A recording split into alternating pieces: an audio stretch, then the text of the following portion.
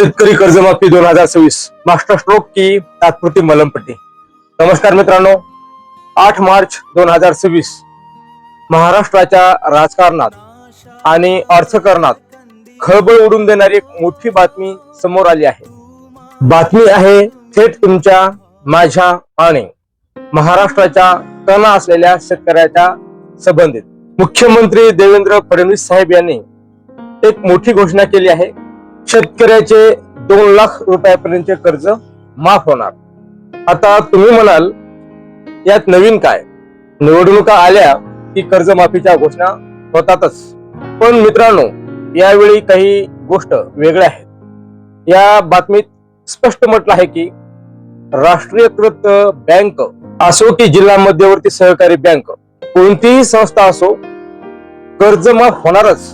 पण प्रश्न हा आहे की ही कर्जमाफी खरंच तळागाळातील शेतकऱ्याला कर्जमुक्त करेल की ही फक्त जुन्याच वाईनची नव्या बाटलीतील पॅकेजिंग आहे। आणि सर्वात महत्वाचा प्रश्न, कर्जमाफी हा शेतकरी आत्महत्येवरचा आणि कृषी संकटावरचा कायमस्वरूपी उपाय आहे का? आजच्या या व्हिडिओमध्ये आपण योजनेचे पोस्टमार्टम करणार आहोत। चला तर मग सत्य जाणून घेऊया। चॅप्टर 1 मध्ये योजनेचे बारकावे बघूया। मित्रांनो, आधी आपण ही बातमी आणि सरकारचा दावा नीट समजून घेऊया। मुख्यमंत्र्यांनी नागपुरात पत्रकारांशी बोलताना या योजनेची रूपरेषा स्पष्ट केली। या 3 मुख्य पॉइंट्स आहेत, जे की नंबर 1, पहिली आणि सर्वात मोठी गोष्ट म्हणजे 2 लाखाची लिमिट। ज्या ज्या बँकेला पीक कर्ज देण्याचा अधिकार आहे त्या सर्व बँकांकडून घेतलेले 2 लाखापर्यंतचे थकीत कर्ज सरकार भरणार आहे। पूर्वी कसं व्हायचं, काही बँकाचे कर्ज माफ व्हायचे आणि काही बँकाचे शेतकरी तसेच राहायचे। यावेळी हा भेदभाव नसणार असा दावा केला गेलाय। नंबर 2, दुसरा आणि माझा आवडता पॉइंट म्हणजे प्रामाणिकपणाला बक्षीस।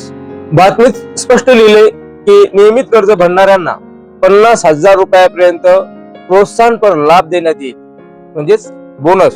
मित्रांनो, बऱ्याचदा असं होतं की जो शेतकरी पोटाला चिमटा काढून वेळेवर कर्ज भरतो त्याला वाटतं की मी कर्ज भरून चूक केली की का। त्या 50,000च्या बोनसमुळे त्या प्रामाणिक शेतकऱ्याला न्याय मिळताना दिसतोय। नंबर 3, तिसरी गोष्ट म्हणजे डेडलाईन। 30 जून पूर्वी ही प्रक्रिया पूर्ण करण्याचे लक्ष्य आहे। आता 30 जूनची तारीख का निवडली किंवा ही तारीख निवडण्यामागे एक मोठा लॉजिक आहे, कारण जून महिना म्हणजे खरीप हंगामाची सुरुवात। शेतकऱ्याला बी बियाणे, खते, औषधे घेण्यासाठी पैशाची सर्वात जास्त गरज याच काळात असते। जर 30 जून पर्यंत सातबारा कोरा झाला तर त्याला नवीन पीक कर्ज मिळू शकेल। चॅप्टर 2 मध्ये पाहूया इतिहासाची पाने आणि बेस्ट असल्याचा दावा। मुख्यमंत्र्यांनी असा दावा केलाय की ही कर्जमाफी जुन्या कर्जमाफीपेक्षा बेस्ट आणि पारदर्शक असेल। पण मित्रांनो, कोणताही दावा तपासल्याशिवाय आपण त्यावर विश्वास कसा ठेवणार? थोडं इतिहासात डोकावून पाहूया। 2017 मध्ये आणि नंतर 2019 मध्ये मोठ्या कर्जमाफी झाल्या होत्या, पण त्यावेळेच्या समस्या काय होत्या? कधी सर्व्हर डाऊन असणे, तर अटी आणि शर्तीची गुंतागुंत आणि लाभाची रक्कम प्रत्यक्ष खात्यात जमा होण्यासाठी लागलेला महिनोन्महिने वेळ। यंदा सरकार म्हणते की विशेष समिती काम करत आहे आणि लवकरच नियमावली म्हणजेच GR जाहीर केले जाईल। खरी मेख याच नियमावलीत असते। मित्रांनो, कुटुंबाची व्याख्या काय असेल? नोकरदार व्यक्ती कुटुंबात असेल तर त्याला लाभ मिळेल का? इन्कम टॅक्स भरणारे यातून वगळले जातील का? हे सर्व प्रश्न अजूनही अनुत्तरित आहेत। जोपर्यंत फायनल GR येत नाही तोपर्यंत बेस्ट या शब्दावर प्रश्नचिन्ह कायम राहील। चॅप्टर 3, ग्राउंड रियालिटी, शेतीचे खरं अर्थचक्र। आता आपण थोडं जमिनीवरच्या वास्तव्याकडे येऊया। एसी रूम मध्ये बसून बनवलेल्या पॉलिसीज आणि प्रत्यक्ष गावातील परिस्थिती यात खूप मोठा फरक असतो. मित्रांनो, जेव्हा शेतकरी अडचणीत असतो आणि त्याचे कर्ज थकीत असते तेव्हा त्याचा थेट परिणाम संपूर्ण ग्रामीण अर्थव्यवस्थेवर होतो. विशेषतः गावातल्या कृषी सेवा केंद्रावर बँकेकडून कर्ज मिळालं नाही तर शेतकरी कृषी सेवा केंद्रातून उधारीवर खते, बियाणे, कीटकनाशके घेतो. आजकाल शेतीमध्ये योग्य वेळी योग्य औषधीच फवारणी, जसे की कपाशीवरची फवारणी किंवा उन्हाळी पिकाचे नियोजन खूप महत्वाचे असते. जर शेतकऱ्याकडे कॅश नसेल तर त्याला वेळेवर उच्च दर्जाचे कृषी उत्पादने म्हणजेच कृषी निविष्ठा ऍग्री इनपुट्स मिळत नाहीत किंवा घेता येत नाही. अनेक वेळा असं होतं की कर्जमाफीची घोषणा होते पण अंमलबजावणीला वेळ लागतो. या काळात बँका नवीन कर्ज देत नाहीत आणि शेतकरी अडकून पडतो. जर शासनाने खरंच 30 जूनच्या आत शेतकऱ्याला कर्ज मुक्त केले तर किंवा त्यांच्या हातात नवीन पथ म्हणजेच क्रेडिट दिली तरच त्याला चांगल्या दर्जाचे तंत्रज्ञान आणि बायोकेमिकल उत्पादने वापरता येतील. अन्यथा नुसती घोषणा होऊन शेतकऱ्याचा खरीप हंगाम वाया जाऊ शकतो. चॅप्टर 4 कायमस्वरूपी उपाय काय, व्हिजन आणि तंत्रज्ञान.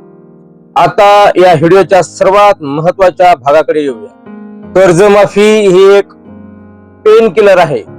ती आजार तात्पुरतं बरा करेल पण शेतीच्या आजारावर कायमस्वरूपी इलाज काय आहे?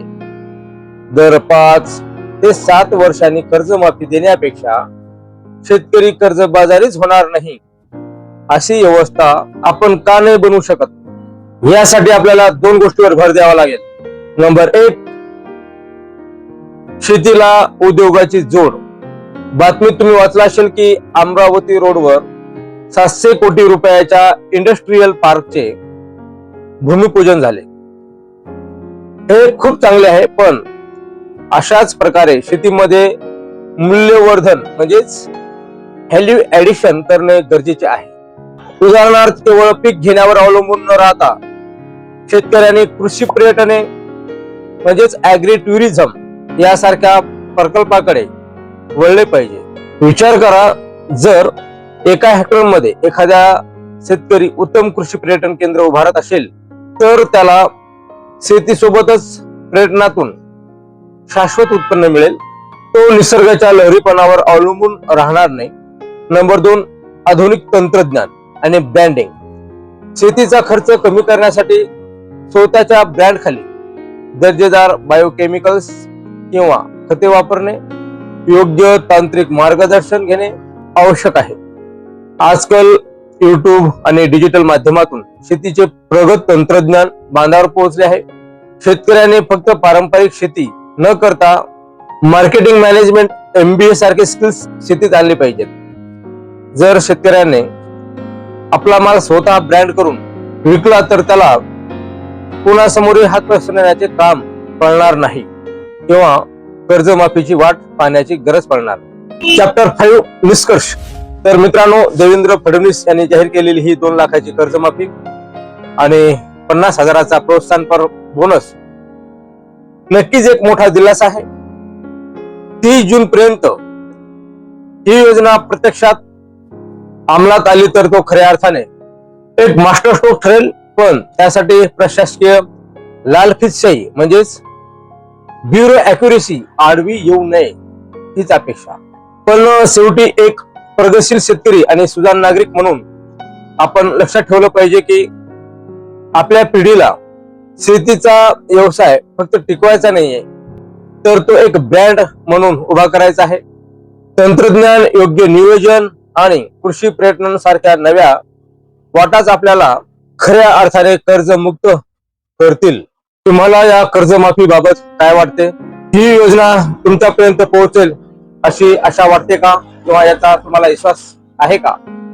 आणि शेतीला आणखीन फायदेशीर बनवण्यासाठी काय उपाययोजना करता येतील? तुमच्या प्रतिक्रिया नक्की खाली कमेंट करून सांगा. जर तुम्हाला हा व्हिडिओ आवडला असेल तर लाईक करा आणि इतर शेतकरी बांधवांपर्यंत सुद्धा शेअर करा. आणि अशाच सखोल माहितीसाठी आपल्या शिवम कृषी टेक युट्यूब चॅनलला सबस्क्राईब करायला मात्र विसरू नका. भेटूया पुढच्या व्हिडिओमध्ये अशाच एका नवीन व्हिडिओ सोबत. तोपर्यंत राम राम. व्हिडिओ शेवटपर्यंत पाहिल्याबद्दल धन्यवाद. जय हिंद, जय महाराष्ट्र.